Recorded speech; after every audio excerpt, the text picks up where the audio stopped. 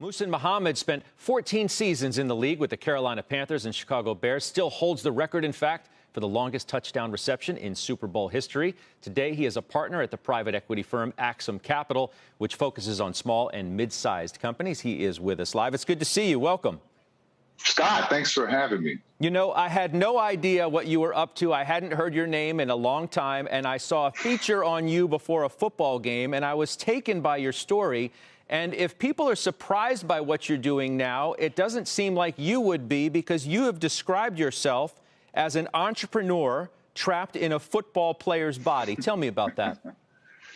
You know, it just started at an early age. And, you know, I just think of myself as more than just a football player. I'm more complete. And I've always had interest outside of playing the sport. And, you know, football just provided you know, an opportunity for me to explore other things I was interested in.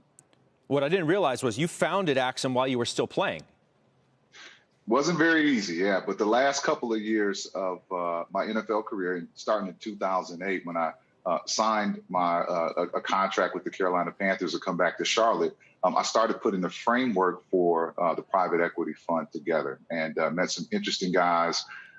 Really love my partners, you know, Raymond Groth and Dennis Akayensu, that we all came together and started building the infrastructure of this fund. And so, you know, my teammates used to say, you know, Moose, are you a football player or business guy? Because, you know, I can't tell what it is you are. You coming to work with these suits and the whole deal, right? What's more fun?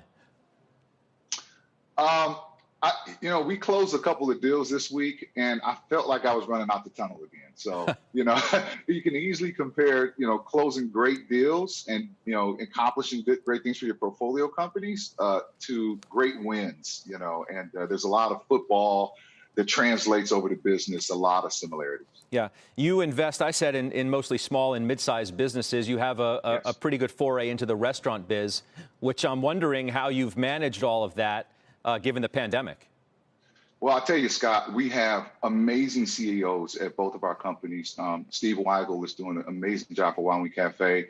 And on the other side, Dennis Pfaff with Backyard Burgers. But we quickly got several things in place for both our portfolio companies, right-sizing the companies, you know, dealing with vendors and a variety of different things to right-size our companies and set them on a course to be not only stable, but flourish during COVID-19. And there were a number of measures that we put in place that now are playing themselves off. And I think it also starts, Scott, with our investment thesis, though, because we went after businesses that were predicated on the food, right? It wasn't about just doing transactions. We really took our time and picked two portfolio companies that we believed in. And even though it took us a little bit more time to close on those deals, we thought for that first fund, it was paramount that we picked two companies that we thought can sustain things like this, economic ebbs and flows. And so I think we're doing a good job with the Your story is inspirational, too, which I mentioned on Twitter. It's a story of second chances, and a second chance that you got earlier in your life from Nick Saban, who was your college coach. Is that correct? Yeah, Nick Saban was my college coach at Michigan State. And, you know, Scott, I know you grew up in South Florida, and most of the people watching this show know that, you know, when we're kids, we're probably happy that we didn't have cell phones back then, right? And so, you know, there were some things that went on, and Nick Saban gave me an opportunity to get back on the field and prove myself.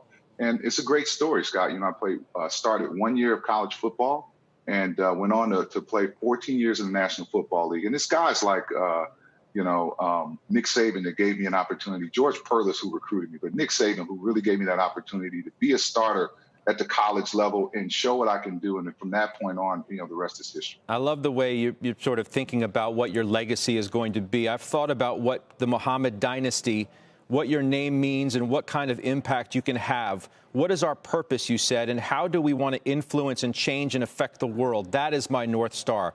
That says a lot. Yes. Well, you know, I'm a deep thinker. You know, I have a very eclectic background. I am, you know, a product of this country in so many different ways. And, you know, seeing this country move forward and being a part of it in a, you know, a material way is who I am. And it's a part of my North Star. It's what guides me. And when we make investment decisions, you know, there is obviously we want returns, but we think those returns are generated by different things, focusing on people, focusing on, you know, great fundamentals and things within core businesses. So We get returns, but I don't think we look at it the same way that most private equity firms do. And we think that once we acquire those companies, we can really add value because we've done our homework and our due diligence on the front end. Yours is a great story. I'm glad you shared it with us.